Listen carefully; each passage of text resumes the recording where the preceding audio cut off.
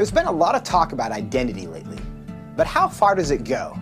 And is it possible to be wrong? We went to the University of Washington to find out. Are you aware of the debate happening in Washington State around the ability to access bathrooms, locker rooms, spas based on gender identity and gender expression?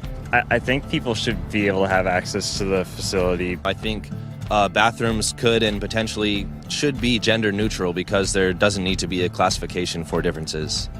I think people definitely should have the ability to go into whichever locker room they want. I feel like at least public universities should do their best to accommodate for those who do not have a specific gender identity.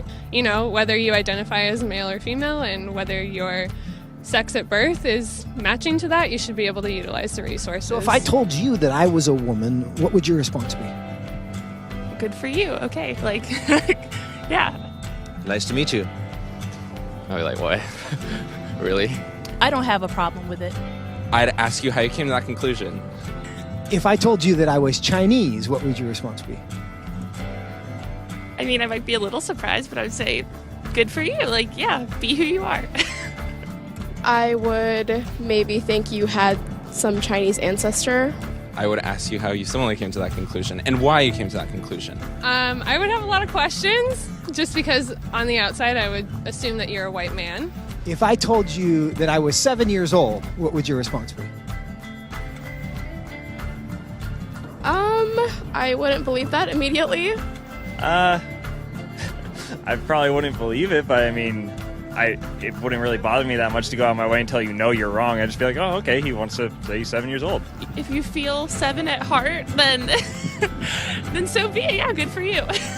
So if I wanted to enroll in a first grade class, do you think I should be allowed to? Probably not, I guess. I mean, unless you haven't completed first grade up to this point and for some reason need to do that now. If that's where you feel like mentally you should be, then I feel like there are communities that would accept you for that. I would say so long as you're not hindering society and you're not causing harm to other people, I feel like that should be an okay thing. If I told you I'm 6 feet 5 inches, what would you say? That I would question. Why? Because you're not. No, I don't think you're 6'5". If you truly believed you're 6'5", I don't think it's harmful. I think it's fine if you believe that. It doesn't matter to me if you think you're taller than you are. So you'd be willing to tell me I'm wrong? I wouldn't tell you you're wrong. No, but I say that I don't think that you are. I feel like that's not my place as like another human to say someone is wrong or to draw lines or boundaries. No, I mean, I wouldn't just go like, oh, you're wrong, like that's wrong to believe in it. Because I mean, again, it doesn't really bother me what you want to think about your height or anything. So I can be a Chinese woman. You sure.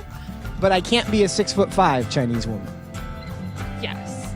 If you thoroughly debated me or explained why you felt that you were 6'5", I feel like I would be very open to saying that you were 6'5", or Chinese, or a woman. It shouldn't be hard to tell a 5'9" white guy that he's not a 6'5" Chinese woman. But clearly it is. Why? What does that say about our culture? And what does that say about our ability to answer the questions that actually are difficult?